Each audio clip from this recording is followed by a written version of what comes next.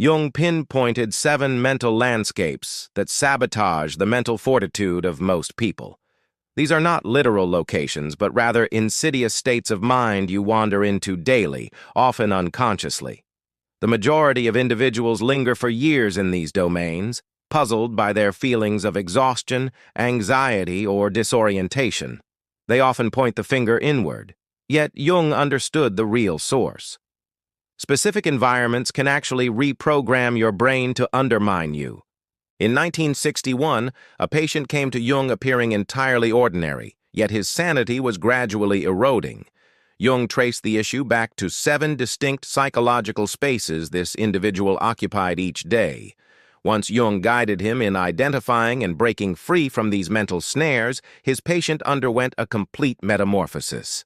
Today, we will uncover precisely which environments are compromising your mental well-being, how to identify when you are caught within them, and Jung's protocol for escape that can restore your clarity. What Jung unearthed about these hazardous spaces will fundamentally alter how you perceive every interaction, every space, and every choice for the remainder of your life. The primary and most perilous space Jung identified is the echo chamber, a space where all surrounding voices reflect your own ideas, beliefs, and prejudices back at you until they solidify as undeniable truth. Jung's patient dedicated hours daily to social clubs and political groups where everyone held his identical opinions, anxieties about societal shifts, and resentment toward particular demographics. He believed he was staying well-informed, but Jung saw he was being psychologically contaminated. Inside an echo chamber, this is what occurs in your brain. Your neural connections literally atrophy. Research by Dr. Matthew Lieberman at UCLA demonstrates that when your views are never challenged, your critical thinking faculties weaken like muscles left unused. Jung termed this collective possession. When group consensus supplants individual reason, the patient ceased to question anything, as questioning felt like an act of betrayal. His perspective grew rigid, brittle, and fearful of any alternative viewpoint. Here are the warning signs you're ensnared in an echo chamber. You anticipate the responses of those around you on any given subject. Contrasting viewpoints feel like a personal attack rather than a chance for intellectual exploration. You no longer entertain the question, "What if I am mistaken?" about your fundamental beliefs. Your discussions serve to reinforce your existing mindset rather than to expand it. Jung observed that individuals in echo chambers do not merely stagnate, they regress. Their minds contract, becoming more timid and reliant on the group for emotional security. Yet, this is only the start of how these spaces dismantle you. Because echo chambers render you mentally fragile, you become susceptible to the second hazardous environment, the comparison arena, where your value is constantly weighed against the successes and positions of others. Jung's patient, already weakened by echo chamber mentality, began to compulsively measure his life against those in his social network. Every success story from a peer felt like a personal shortcoming. Every one of his own accomplishments felt hollow, because someone else had achieved more. Research by Dr. Rachel Callagher at the University of the West of England validates Jung's observations. Unrelenting comparison physically diminishes the prefrontal cortex, the brain region governing self-esteem and decision-making. Herein lies the psychological trap. Comparison fails to inspire self-improvement. It conditions your brain to detect deficiency everywhere. Jung described this as the inflation-deflation cycle. You fluctuate between feeling superior and inferior, but never simply present as yourself. The patient confessed to Jung, "I received a promotion at work, but my only thought was how a college peer became a CEO more quickly." His own successes lost all meaning because they were not wins in a relative sense. Warning signs you are trapped in the comparison arena. The achievements of others trigger feelings of your own inadequacy. You reach your goals but feel unfulfilled because another person did it better. You curate your life to appear successful rather than to feel authentic. Your sense of happiness hinges on outperforming others. Jung perceived this space as especially lethal because it severs your connection to your personal values and aspirations. You cease pursuing activities that bring you genuine joy and begin chasing those that bring external validation. But the third place is even more subtle. Before we proceed, it's crucial to grasp the scientific reasoning for the danger these environments pose. Contemporary neuroscience has validated Jung's insights into environmental psychology. Dr. Daniel Siegel's studies reveal that toxic mental settings cause a chronic release of cortisol, which physically shrinks your hippocampus, the brain area for memory and emotional control. However, Jung grasped this reality long before modern neuroscience could prove it. These places don't just inflict temporary harm, they reconfigure your default psychological state. Linger long enough in toxic mental environments, and your brain begins to replicate their patterns, even when you are by yourself.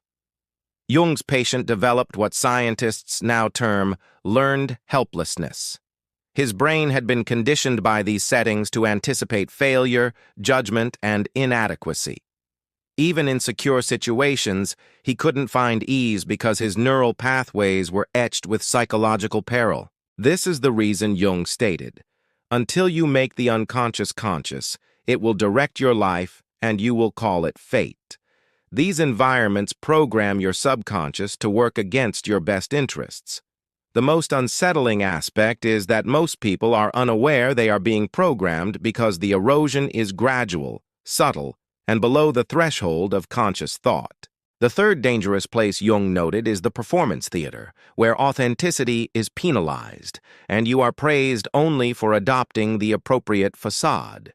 Jung's patient was employed in a corporate setting where revealing any vulnerability was professional suicide. He mastered the art of laughing at unfunny jokes, endorsing ideas he privately rejected, and concealing any aspect of his personality that clashed with the company ethos. Jung called this persona identification, the point at which the mask you wear becomes your only known identity. The patient told Jung, "I no longer know who I am.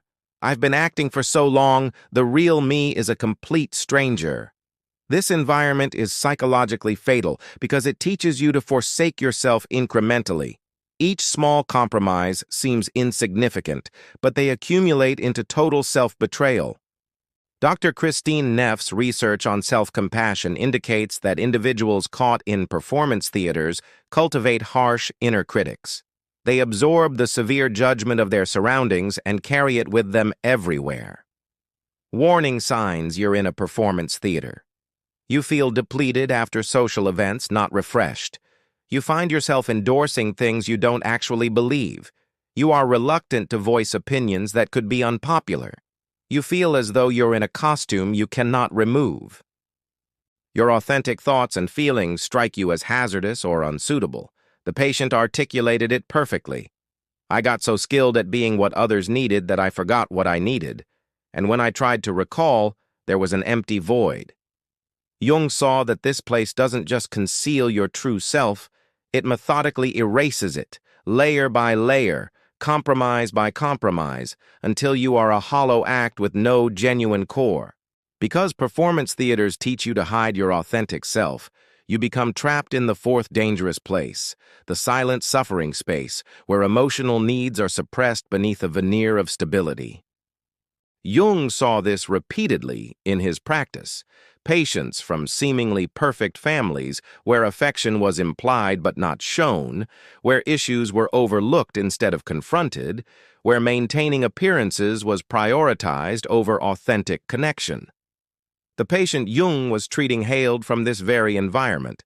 "We never argued," he told Jung, "but we never truly communicated either. I was taught that having needs was self-centered and showing pain was a weakness." This space fosters what Jung termed emotional starvation. Your emotional needs do not vanish when ignored. They fester in the subconscious, breeding anxiety, depression, and a sense of profound emptiness. Dr. Sue Johnson's attachment research shows that emotional suppression in relationships physically dysregulates the nervous system. Your body remains in a state of perpetual stress because your emotional needs go consistently unfulfilled. The most perilous feature of this place is how ordinary it can feel. The patient told Jung, "I believed we were a tight-knit family because we lacked conflict. I failed to see that avoiding conflict also meant avoiding genuine connection." Warning signs. You are caught in silent suffering if you feel isolated even among people. You have learned to manage your pain rather than to heal it. Requesting emotional support feels selfish or feeble. You experience intense emotions but have no safe outlet for them. The peace in your relationship seems fragile, as if it would break with too much honesty. Jung found that people in this space cultivate a deep alienation from their own emotional landscape. They sense something is amiss but cannot articulate it, because doing so would violate the unspoken rules of the family or group. The fifth dangerous place is the complete opposite of silence. It is the chaos storm, where incessant mental stimulation overwhelms your inner voice until you are unable to hear your own thoughts. Jung's patient constantly lived in this state, newspapers clamoring for his focus, radio shows fueling his anxiety, social functions depleting his energy, and work pressures that followed him home. He filled every quiet moment with reading, talk, or action, because stillness felt intolerable. But Jung saw this was not a matter of preference, it was a strategy of avoidance. The patient was fearful of what he might find in the quiet, unresolved trauma, challenging choices, or aspects of himself he preferred not to confront. Dr. Adam Ghazali's work at UCSF indicates that chronic mental overstimulation physically hinders your capacity to form cohesive thoughts and make sound judgments. Your prefrontal cortex gets overloaded and resorts to impulsive decisions simply to lighten the cognitive burden. Jung called this psychic fragmentation. Your attention becomes so divided that you lose the capacity to transform experiences into wisdom. The patient ingested vast quantities of information but was unable to derive meaning from any of it. Here is the snare. Chaos becomes a dependency. Your brain adjusts to high levels of stimulation and begins to seek even more intense input to feel normal. Quiet moments provoke anxiety because your nervous system has lost the ability to self-soothe. Warning signs you're caught in the chaos storm. Silence prompts you to immediately grab a book, a newspaper, or switch on the radio. You hold strong opinions on a wide range of topics, but possess a deep understanding of none. You feel constantly occupied, but struggle to recall what you've achieved. Slowing down induces anxiety instead of tranquility. You perpetually consume information but feel hollow inside. The patient confessed to Jung, "I keep myself busy because when I pause, everything I'm running from catches up to me. But I am so weary of the chase." Because the chaos storm teaches you to ignore your inner voice, you become susceptible to the sixth dangerous place, the self-abandonment chamber, where you methodically disregard your own needs, instincts, and personal truth. This is the most insidious environment because it develops by degrees. You agree when your inner self is shouting no. You remain in draining relationships because departing seems more difficult than staying. You prioritize comfort over authenticity and security over personal growth. Jung's patient described it flawlessly. "I got so good at ignoring my gut feelings that they eventually disappeared. I made every choice based on others' expectations, practicality, or conflict avoidance." Dr. Bessel van der Kolk's research on trauma demonstrates that chronic self-abandonment physically disconnects you from your body's innate wisdom. You lose the ability to identify your needs, wants, or feelings because those internal signals have been consistently ignored. Jung called this soul loss, not a mystical idea, but a psychological state where you become alienated from your own essential self. The patient said, "I felt like I was living out someone else's life. I couldn't recall the last time a decision was based on what I truly desired. This place is particularly dangerous because it often presents itself as maturity, duty, or altruism. Society frequently praises self-abandonment, which makes it even harder to identify as a harmful pattern. Warning signs you're in the self-abandonment chamber. You cannot remember the last time you checked in with your own emotions. Your choices are guided by expectations rather than what feels right for you. You no longer have preferences for things that once held meaning for you. You feel as if you are operating on autopilot. When asked what you want, you genuinely have no answer. Jung understood that this space creates a profound emptiness. The patient told him, "I achieved everything I was supposed to want, yet I felt utterly vacant inside. I didn't know who I was beneath all the shoulds and have-tos." The seventh and most hazardous place Jung identified is entirely internal. The shadow basement, where you have confined the parts of yourself you are too fearful or ashamed to confront. Jung's patient had spent years evading this inner space.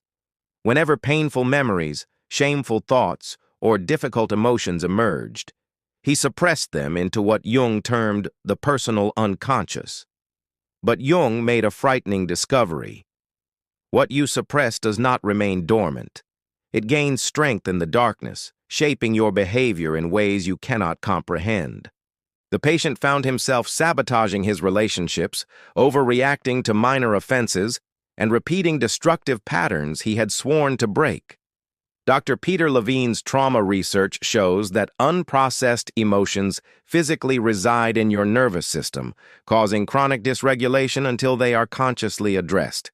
Jung called this shadow possession, when the rejected aspects of yourself begin to steer your life from the subconscious. The patient told Jung, "I became the very thing I despised in my father, but I was blind to it until the harm was already done." The shadow basement is dangerous because avoidance grants these rejected parts greater power, not less. They emerge as projection, addiction, sudden outbursts of rage, or inexplicable self-sabotage. But Jung also discovered that the shadow holds immense power and creativity. The patient's anger, once consciously integrated, transformed into passionate advocacy. His sorrow evolved into deep empathy. His shame became a fierce compassion for others facing similar struggles. Warning signs you're avoiding the shadow basement. You have intense emotional responses that catch you by surprise. You repeat relational patterns despite knowing better.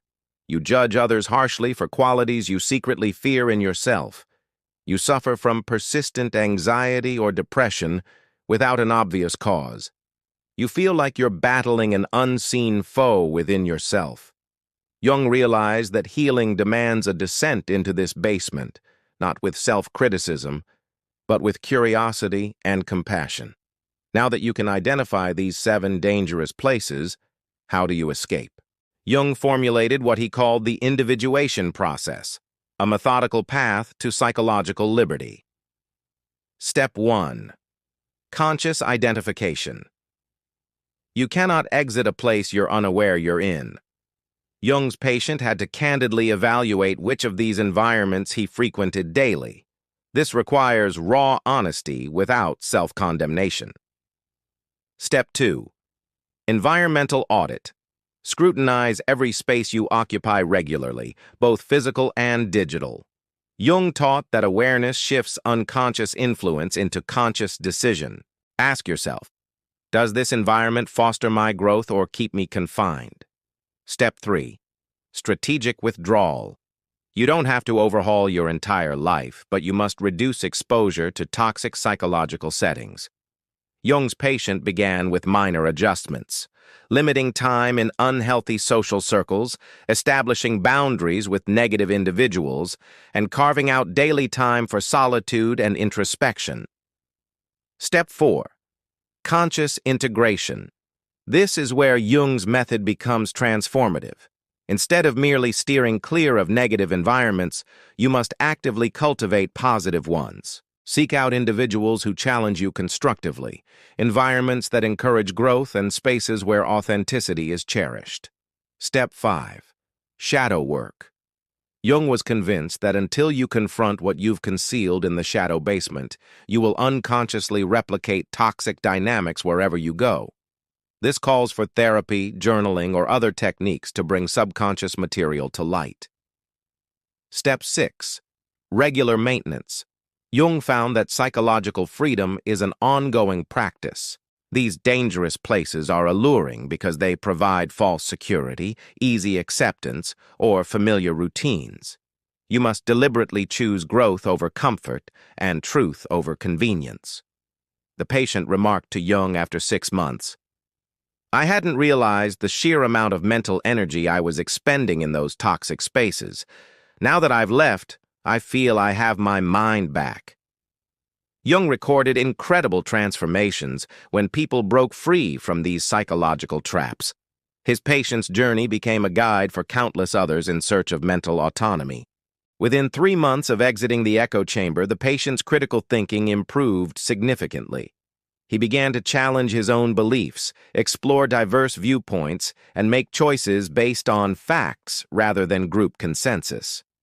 After leaving the comparison arena, he found passions and objectives that were genuinely his. He stopped basing his self-worth on others' achievements and started to pursue work that resonated with his values, not just his public image. Exiting the performance theater was more challenging, as it meant disappointing people who favored his mask over his true self. But Jung taught him that relationships founded on a false persona are not authentic connections. The silent suffering space demanded learning entirely new communication methods. The patient had to practice articulating his needs, setting boundaries, and requesting support, skills his family had never demonstrated. Escaping the chaos storm involved building a tolerance for stillness, boredom, and the initial anxiety that arose in quiet moments. But Jung understood that wisdom can only emerge from contemplative space.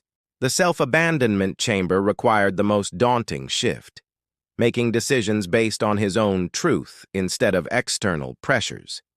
This led to disappointing some people, but it also meant finally living an authentic life. The shadow basement work was a continuous process, but each integration made him more whole, more compassionate, and less prone to projecting his own issues. Jung observed that people who escape these places don't just feel better, they become entirely different individuals. Their relationships flourish, their decision-making becomes clearer, and they cultivate what Jung termed psychological sovereignty. What Jung discovered from his patient's transformation reveals something profound about our mental environments. When you alter your relationship with these spaces, you can alter the spaces themselves. The patient's family initially resisted his new boundaries and emotional openness. They attempted to pull him back into silent suffering as his growth disrupted their established patterns. But Jung instructed him to uphold his changes with compassion, not hostility. In time, his authenticity empowered others to be genuine.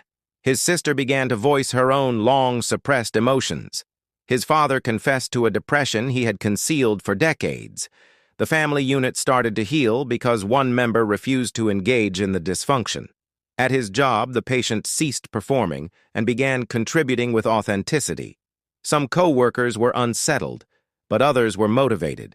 He found that genuine leadership was far more impactful than performance-based appeasement.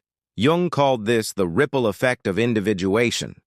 When you cease to take part in toxic psychological patterns, you compel those patterns to either change or fade away. The patient told Jung, "I feared that changing myself would lead to loneliness, but it actually drew people who craved real connection. I exchanged many superficial relationships for a few meaningful ones, and it was the best trade I ever made." This is Jung's ultimate insight into these dangerous places. They endure because we collectively consent to occupy them. But when a sufficient number of individuals opt for psychological freedom, the collective environment itself transforms. Recall Jung's initial finding. 90% of people's mental strength is eroded by these 7 psychological environments. But now you possess knowledge that most do not. You have the power to choose differently. Jung's patient began as a man, slowly unraveling in spaces that felt normal, even comforting. He became someone who had reclaimed his psychological sovereignty and guided others to do the same. The 7 dangerous places Jung identified are not just abstract ideas, they are tangible psychological settings you face daily. The echo chamber that validates your biases while enfeebling your mind.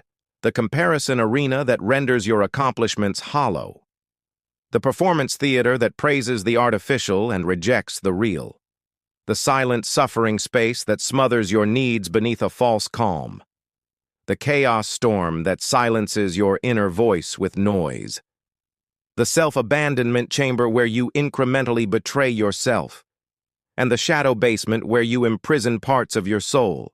But Jung also illuminated the path out, not through escape or denial, but through conscious awareness, strategic action, and the bravery to grow beyond your comfort zone.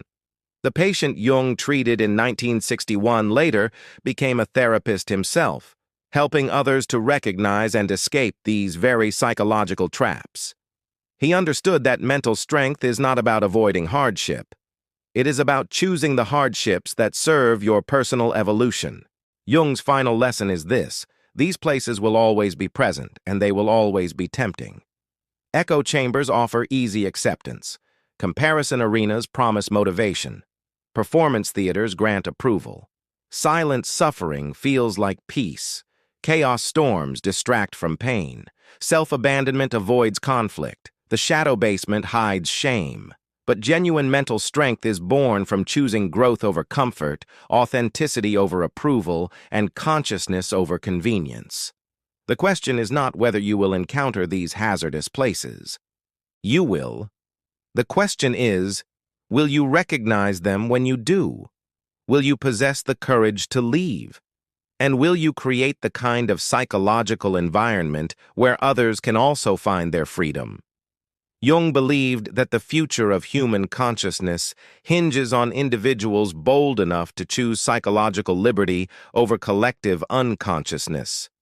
That choice begins with acknowledging where you are now and deciding where you aspire to be. Your mind is not your adversary, but the places you let it reside may well be. In which of these 7 perilous environments have you found yourself lingering? Share your recognition in the comments. Sometimes, naming where we've been is the first step toward psychological freedom. Remember to subscribe for more insights that can revolutionize your relationship with your own mind. If you're prepared to delve deeper into Jung's insights on psychological transformation, view my video on the most dangerous Carl Jung psychology sign, Stay Alert, where I expose the warning signals that someone is projecting their unconscious shadow onto you and why immediate disengagement might be your only defense. Thank you for watching. See you in the next dimension.